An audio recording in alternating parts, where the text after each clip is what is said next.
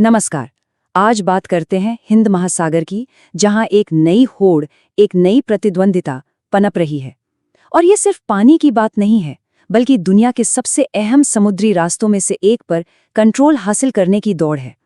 एक ऐसी दौड़ जो ग्लोबल ट्रेड, एनर्जी और मिलिट्री पावर का भविष्य तय कर सकती है।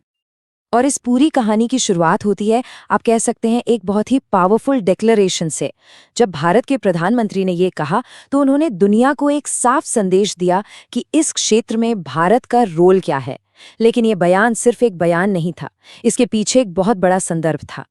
तो यहीं से आप कह सकते हैं असली टेंशन शुरू होता है।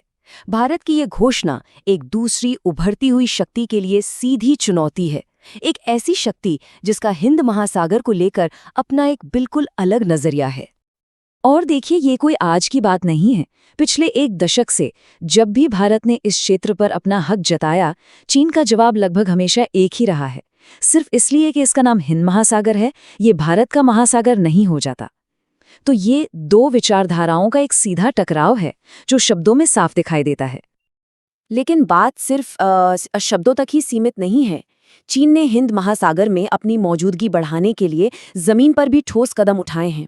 जैसे कि उन्होंने समंदर के नीचे कई जगहों को मैंड्रिन में नए नाम दिए हैं, अफ्रीका के जिबूती में अपना पहला विदेशी मिलिट्री बेस बनाया है और साइंटिफिक डेटा इकट्ठा करने के नाम पर लगातार रिसर्च वेसल्स भेजे हैं, जिन्हें कई लोग असल में जासूसी जहाज मानते हैं। और ये सब एक बड़े मकसद का हिस्सा है, एक ब्लू वाटर नेवी का निर्माण करना।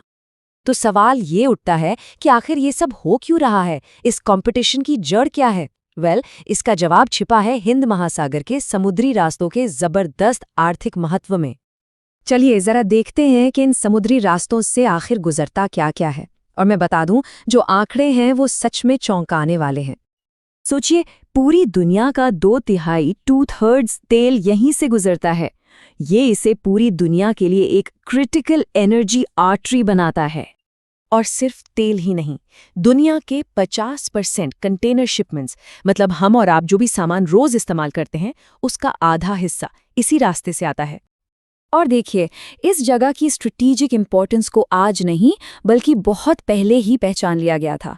अमेरिका के एक मशहूर नेवल स्ट्रैटेजिस्ट थे अल्फ्रेड थिया महान, जिन्होंने कहा था, जो हिंद महासागर को कंट्रोल करेगा वो एशिया पर हावी होगा। ये समंदर 7 समंदरों की चाबी है।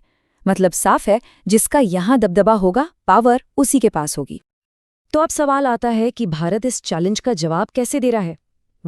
इसका जवाब है अपनी नेवल पावर में एक मैसिव $multi-billion इन्वेस्टमेंट करके। और यहाँ पर इंडिया का जो लॉन्ग टर्म गोल है वो एकदम क्रिस्टल क्लियर है। 2035 तक नौसेना में पूरी तरह आत्मनिर्भर बनना, मतलब अपने समुद्री आंगन की सुरक्षा के लिए किसी भी बाहरी देश पर निर्भर ना रहना। और ये जो एक्सपेंशन है, इसकी स्पीड कमाल की है। प्रधानमंत्री के भाषण का एक की टेक अवे था कि हर 40 दिन में इंडियन नेवी अपने बेड़े में एक नया वॉरशिप या सबमरीन जोड़ रही है। हर 40 दिन में एक नया जहाज। ये दिखाता है कि इस काम को कितनी सीरियसनेस से लिया जा रहा है। तो ये तो हुई आज की बात। अब जरा आगे देखते हैं, भविष्य में क्या हो सकता है। आने वाले सालों में हमें किन चीजों पर नजर रखनी चाहिए? आगे बढ़ने से पहले एक टर्म समझना बहुत जरूरी है, ब्लू वाटर नेवी। इसका मतलब क्या होता है? सीधी भाषा में एक ऐसी नौसेना जो अपने देश से हजारों मील दूर खुले समंदर में दुनिया में कहीं भी ऑपरेट कर सके।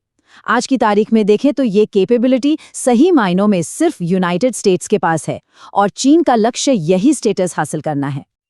तो भविष्य कैसा दिख रहा है?